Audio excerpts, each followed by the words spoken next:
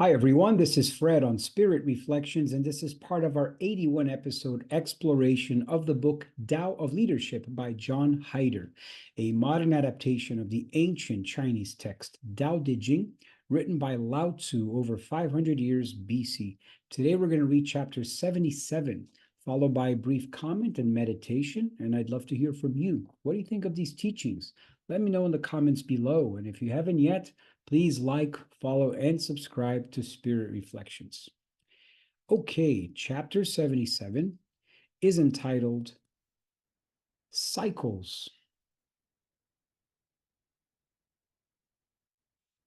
Natural events are cyclical, always changing from one extreme toward an opposite.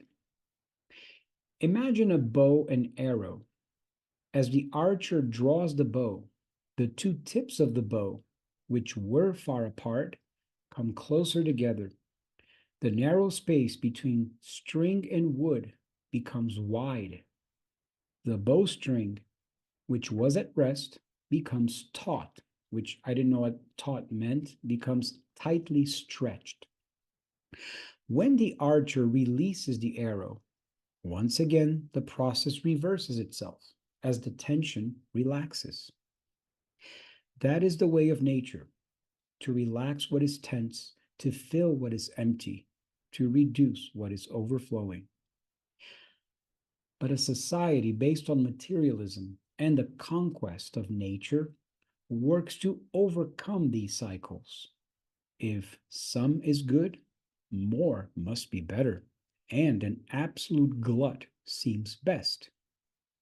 At the same time, those who have little get even less. The wise leader follows the natural order of events and does not take the consumer society for a model. By serving others and being generous, the leader knows abundance. By being selfless, the leader helps others realize themselves. By being a disinterested facilitator, unconcerned with praise or pay, the leader becomes potent and successful. The leader's behavior works because it is based on an understanding of opposites and cycles. Effective behavior only seems backwards. Well, starting from the end, working our way back to the beginning, the effective behavior only seems backwards if we look at it from our consumerist, materialist society's vantage point, where more and more must be better, as it says here. Whereas the wise leader's effective behavior stems from simplicity, traditional wisdom, and hearkening to a receptive, yielding, spontaneous presence that does not have a cup full of desires, expectations, outcomes that they wish to impose onto the group. And so, this last paragraph here, by serving others and being generous, the leader knows abundance. By being selfless, the leader helps others realize themselves.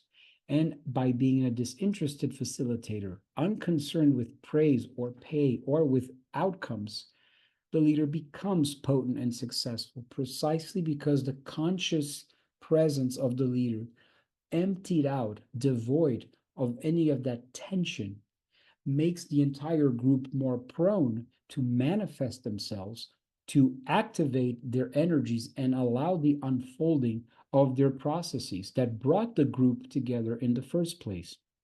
And I love that there's a waterfall here that symbolizes this process of cycles.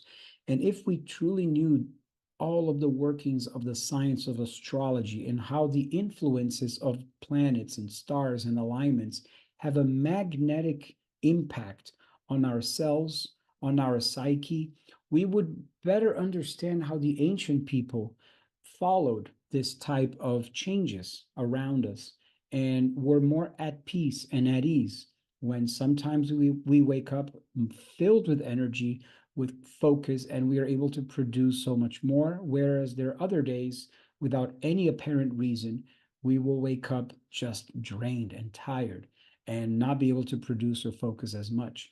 Sometimes these are just part of the natural cycles that we are under the influence of. And being at peace, accepting and yielding to that, gives us much greater ability to focus and use our talents in a natural way.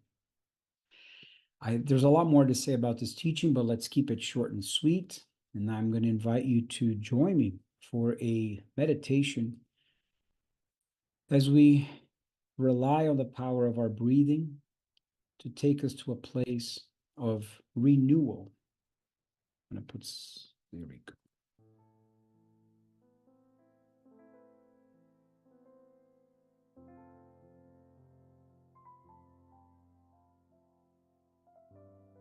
So let us calm ourselves down and flow into the sounds of this gentle music.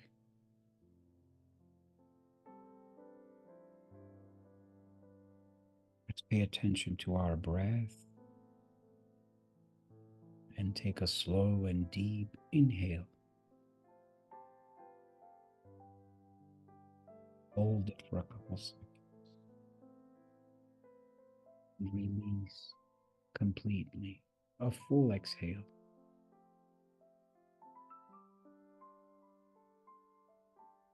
Allowing the gentle melody and harmony of this music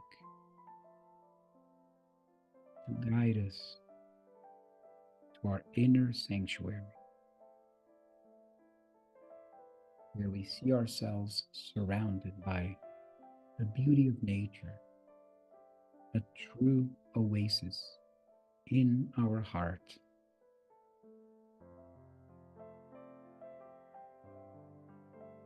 And as we take slow and conscious breaths in and out, we are able to walk closer and closer in order to access this inner sanctuary.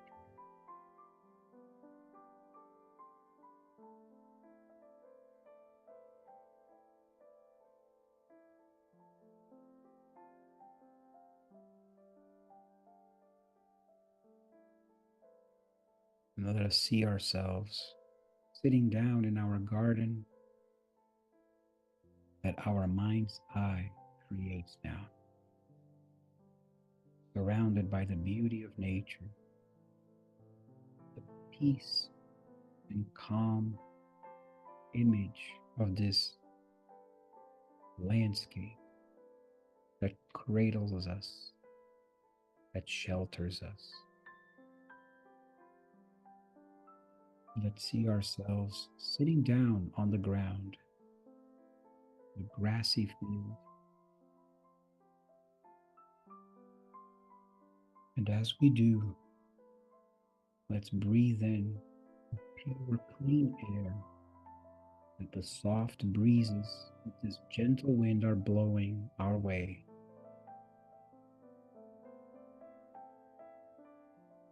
Let's feel how it re-energizes every cell of our body.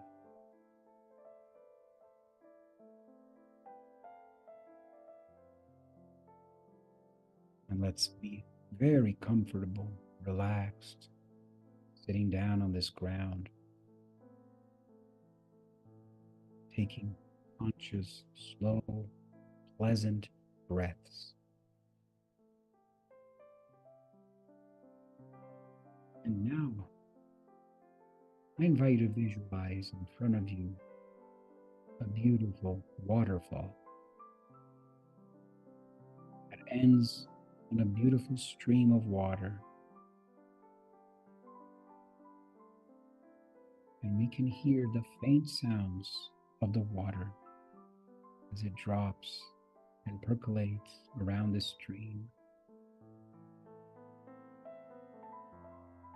And we feel ourselves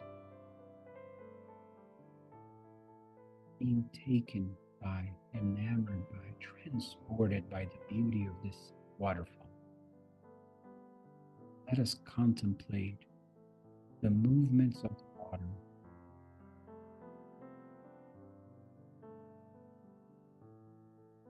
every single droplet.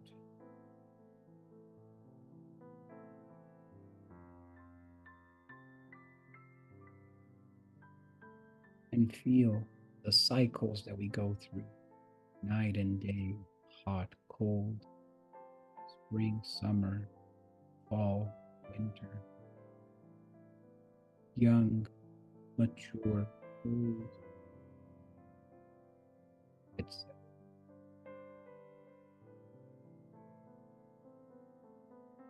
Let us smile to the universe above us and take all of this in to our hearts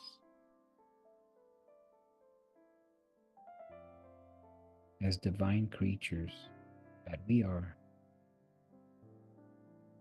trusting and surrendering more and more to the natural processes around us and inside us.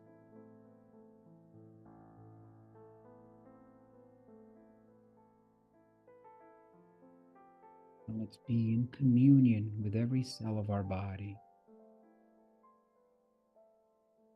sending to it the empathy, the gratitude, and the love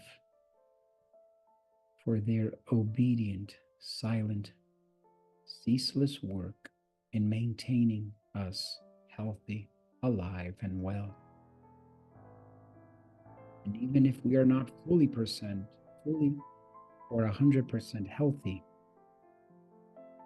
let us bring those cells that may be imbalanced into our hearts and say to them, you also have a place in my heart. I also see you. I also acknowledge you. And I embrace you as one of my own.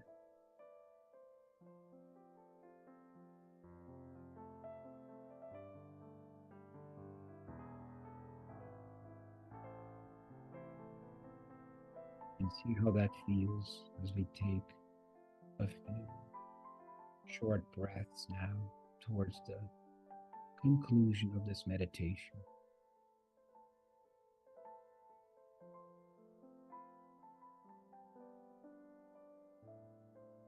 And let's slowly exit this beautiful sanctuary in our minds, knowing that it's there in our hearts whenever we need to enter it again and re-energize ourselves. If you wish to open your eyes again, do so. Stretch.